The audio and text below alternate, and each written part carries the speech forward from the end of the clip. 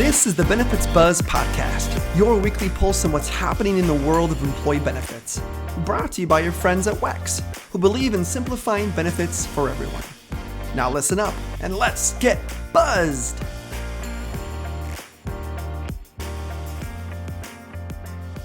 Hi everyone, and welcome to another episode of Benefits Buzz. I'm your host, Nathan Coverstone, and today is a very special treat. We're joined by someone you may have some recognition with, some familiarity with. No, you didn't. Eric Piella joins us. If you don't recognize him, he was the host of the Benefits Buzz podcast for the past 5 seasons, so it's really a treat for him to be here with me today. Well, I'm excited to be here. Glad to have you. It's like an old comfortable jacket I'm trying on again. So thank you for letting me come on and help host. Thank you for the mentorship to get me along in this season 6. So we're also joined by Sherry Olson, Vice President of Human Resources at WEX. And Sherry, today we're really excited to talk to you a lot about the employee value proposition and all of the experiences that you've had kind of working through WEX and getting that built up. Well, Sherry, thank you so much for being on the Benefits Buzz with us. We're really excited to have you here. And I'm extremely excited to talk to you about employee value propositions. As a matter of fact, I was reading a study by Gartner that said effectively developing a employee value proposition can decrease turnover by 69%. Is that right? That is a big number. So why wouldn't everyone do it? That's a great question. And one thing that we'd like to really help our audience do better is get your insights on how they can pursue their own employee value proposition. So can you tell me kind of what is an employee value proposition to begin with? And then why is it such a great retention tool for an organization? Yeah, so I'm going to start back with what an EVP, employee value proposition, hinges on, and that is a solid brand. So company culture, a solid brand. We embarked on a journey a few years ago to redefine our brand. And this was a perfect evolution for us to say, let's also take a look at modernizing our EVP. And so as we went through that journey, we were very intentional. We started with an outside-in approach. So we brought a great creative vendor, and we brought them inside and said, help us to really bring this to life. And so it was our story. It was our internal story. So it started with our brand, and then it very much looked at what were the best practices out in the industry, what were our competitors doing. It also then was all about what are the voices telling us within the organization as to where do we modernize, where do we refresh. And that's how our story really became to be, again, a voice of many as we built the EVP. So literally the EVP was the voice of the employees in many instances. How cool is that? I know. And I'm over here nerding out because I'm a brand guy. And so I love to hear all the brand work and how this was really part of who you are and we are as an organization. And so I want to take a quick step back because I want to start from the very beginning. Very good place to start, as they say. And just walk us through what's the framework? What's the foundation of an EVP? Where do you start, Sherry, for those that are looking at maybe reevaluating theirs or creating their EVP? Yeah, you first start with company culture, what's important to your organization. The work environment is really critical. How do you design work around the workers or around your employees? And then you really wrap that with all of the programs, the processes, the tools that you have within your organization. And so, but it all starts on, what's your sole purpose? What are your mission? What are your values? And you discover a lot about your organization. And it's very painstaking because you need to go through many iterations to get it right. And words matter, as you articulate the words, as you actively debate the words, and you get to a point where it really does represent who you are and the company you keep. That's very cool. So you knew it was going to be something of a Herculean task to undertake this. So you guys had to come at it pretty strategically. What did that look like, or how did you make those strategic decisions with building out the EVP? Yeah, it started with, again, an outside-in perspective a bit, because we wanted to get the best practices.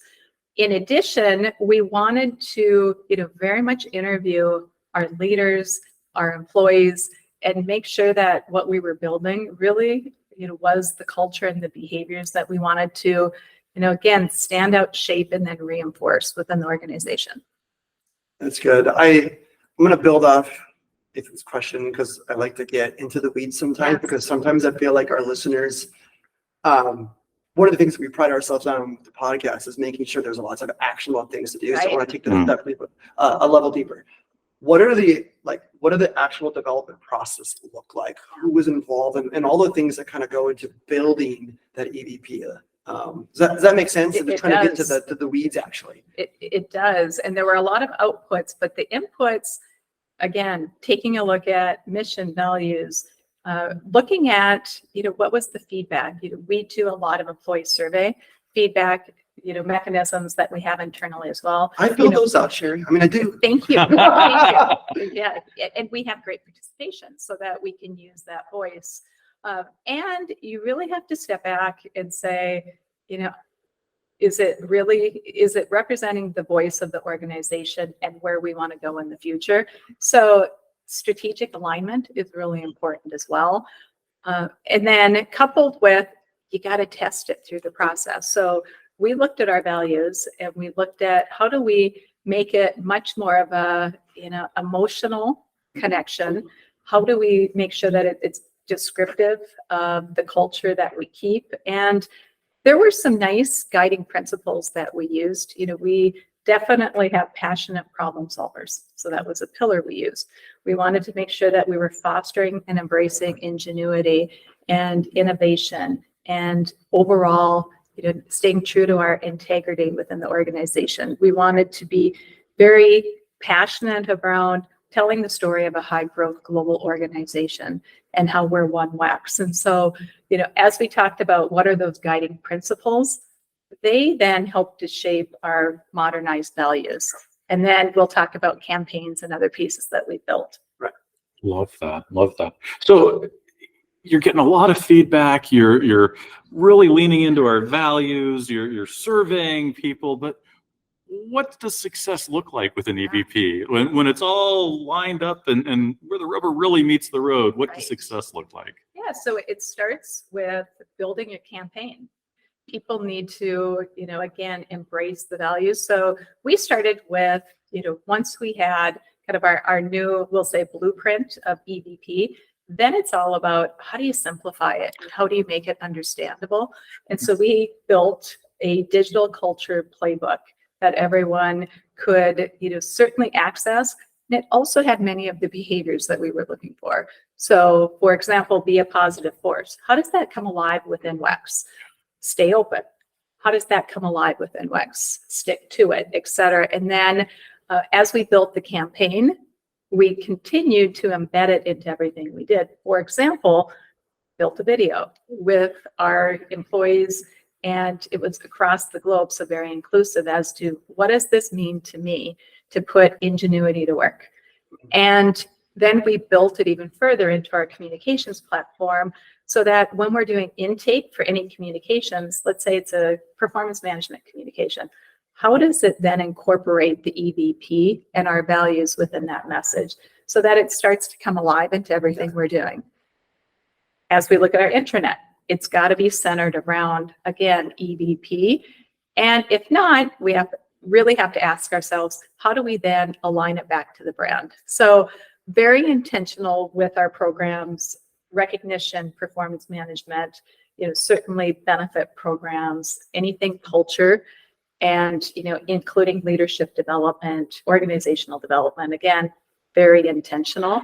And then one other piece that we can't forget is this is a great tool, not only to retain, but to attract talent. And so it helps to get, an active talent pool, very much aligned into your organization, because if you feel aligned to the values, that's probably a good company. Absolutely, it is. It's, as a WEXer myself, I can speak personally that the EVP has been deeply impactful because it gives me a very real sense of pride to be a Wexer. And I know what that means. Like I can actually delineate what that means, and it informs my decisions throughout the day.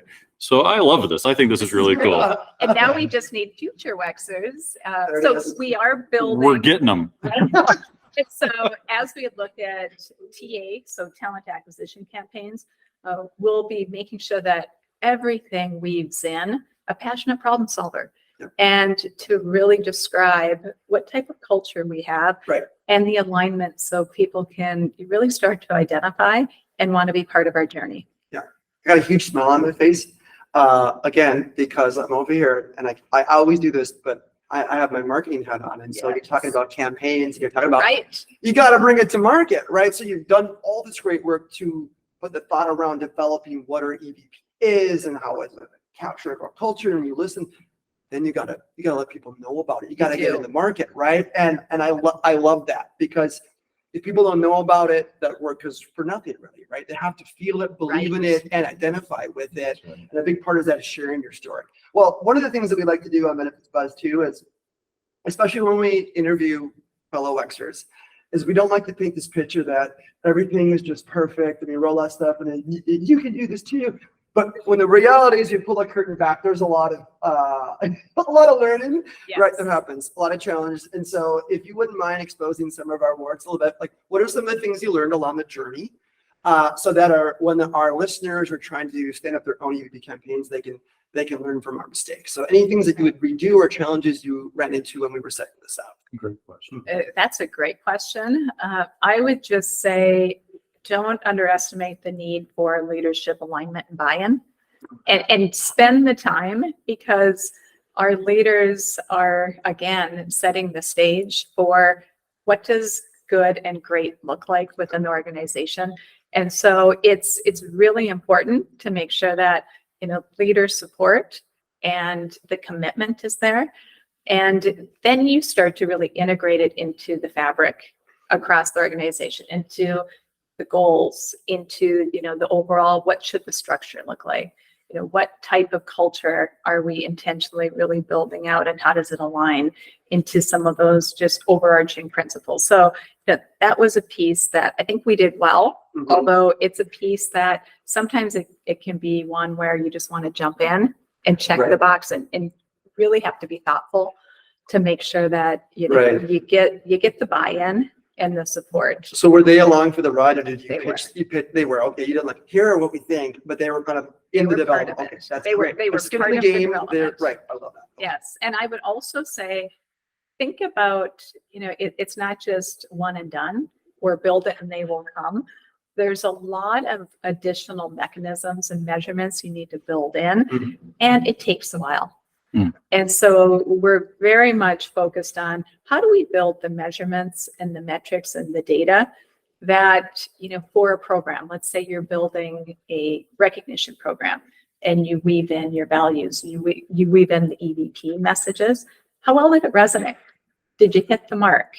And you can go full circle and then continue to really iterate and modernize and be, again, very aware of what you need to better incorporate or tell the story around. So just out of curiosity, from initial concept to actually fully developed and put into production and into reality, what kind of time frame did that actually look like? Oh, it's a great question. Well, it starts with brand activation. So I know. We're kindred spirits, you and I. We have the same job in a way, don't we? Absolutely. Just internal, external. I love this. Right. So, that's where it starts. So great brand, as well as a company culture that you're going to further define. And, you're going to paint the vision for, what are the behaviors, what are the actions that we want within our organization. In HR speak, KSAs, knowledge, skills, abilities, competencies, it's all got to weave together. And so I think that's, I would say that's really important. And this didn't happen overnight. I mean, this was a good, I would say, plan at least 6 months to do it right and to do the interviews. We used an outside agency to help us, which I think was quite clever because it was also the agency that helped with the brand work. So it was a nice continuity flow that we had. I'm just fascinated. I love the fact that it touches every single aspect of the WEX experience, and it's just totally tied into everything we do. I'm starting to understand why it's such a powerful retention tool. Sherry, this has been fantastic. I really could continue to pick your brain for a long time, if I'm honest, but what I want to do is give you the chance to share any final thoughts that you have regarding the importance of an EVP, or really just anything that you'd like to share about an EVP with our audience. I guarantee they're interested. I would say be really mindful of what your talent wants and needs, and build your employer wants and needs, and have it be a nexus where the EVP intersects, because that's what's really important, and make it important for your organization. And something that, I like to say, progress over perfection, because you'll likely go in and make some tweaks. Have it be an agile process where you're testing, learning, experiencing, and you're going back and, making some tweaks where you need to. We're, still to the point where we're continuing on the journey of how do we build and weave in more campaigns. However, once you have a solid EVP, it works really well, because you think that way first from me, from an HR or employee experience. You really shift your mindset to what's in it for them. And it's really a powerful tool. I love this. Well, Sherry, thank you so much for your time today. Really appreciate it. And thank you all for listening. If you haven't done so yet, please go out and subscribe to Benefits Buzz. We'd love to have you, and leave us a review. We want to hear from you. Thank you much. We'll see you next time.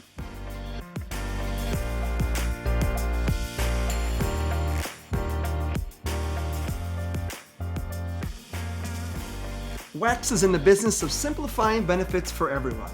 Now, although we certainly hope our podcast sparks some aha moments, like that was pretty cool, but of course we cannot provide legal, investment, or financial advice. And, well, therefore, nothing shared in this podcast should be interpreted as such.